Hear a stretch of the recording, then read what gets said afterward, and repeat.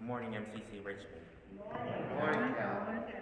Pastor Kenny asked me to share my perspective on Black History Month 2021, and I'm grateful for the opportunity to speak with you all today.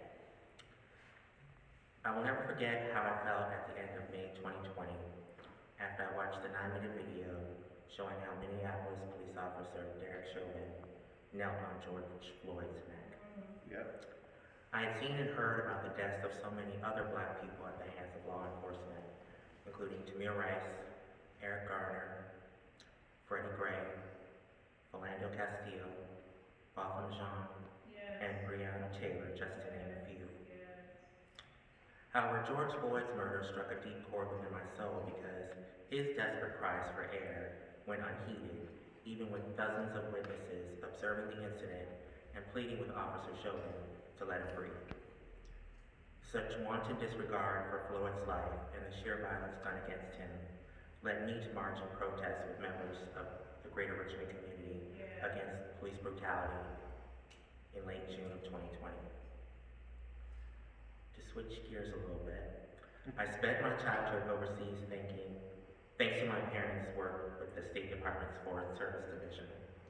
I did not truly experience what it meant to be any shade of Black in the United States of America until my family and I returned to the country in the summer of 1989. At that time, I learned that my skin color made me a pariah in both the white and Black communities. I was too dark for the former and not dark enough for the latter. I was treated as mixed even though my parents are both several shades of darker than me. My teenage upbringing in Falls Church, which is the heart of my suburbia, did not help matters either. Because of these uncommon experiences, I did not fully appreciate what it truly means to be a Black person in America until I went to college at the good old University of Virginia.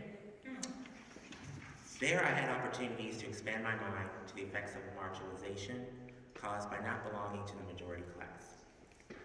I took courses on sociology of the African American community and multicultural education, which helped explain why I had always felt less than human since I was 13 years old.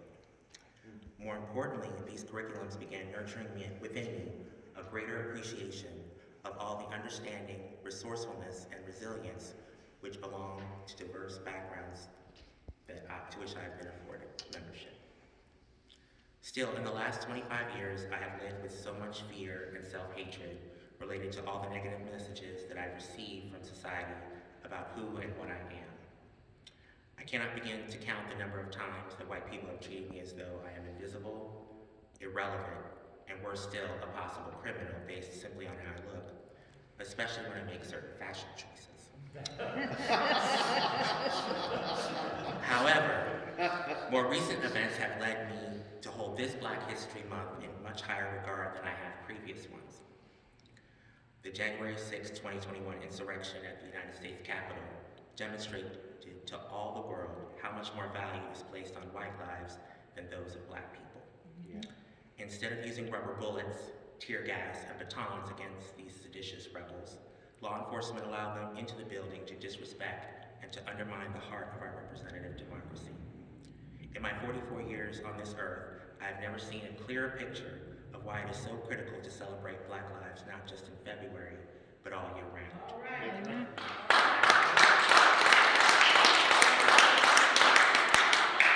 In addition, my employer recently added Martin Luther King Jr. Day as an official corporate holiday.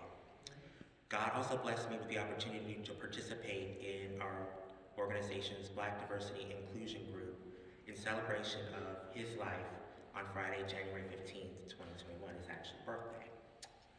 I read the last 4 minutes of his Drum Major Instinct speech, which he gave on Sunday, February 4th, 1968, at Atlanta, Georgia's Ebenezer's Baptist Church.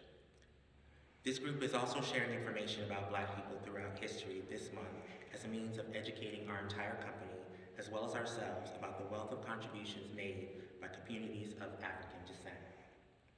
I have always believed that knowledge is power and that by disseminating it, we can begin the process of undoing the damage caused by hundreds of years of institutionalized racism that has poisoned our country for far too long. Finally, I watched Deadline White House with Nicole Wallace, one of my favorite shows, this past Wednesday. And during that show, I had the pleasure of hearing a fascinating perspective on United States history from a white commentator by the name of Matthew Dowd. He so expertly explained how Civil War Reconstruction never really took place, and that approximately 1/3 of our population does not believe in the most basic of tenets of our government, especially that all people are created equal, endowed by their Creator with certain inalienable rights, that among these are life, liberty, and the pursuit of happiness, as outlined in our Declaration of Independence. In the end, Black people and other marginalized groups, now more than ever, want this country to practice what it is preached in the Constitution, to form a more perfect union, establish justice, ensure domestic tranquility, provide for the common defense, promote the general welfare, and secure the blessings of liberty to ourselves and our posterity.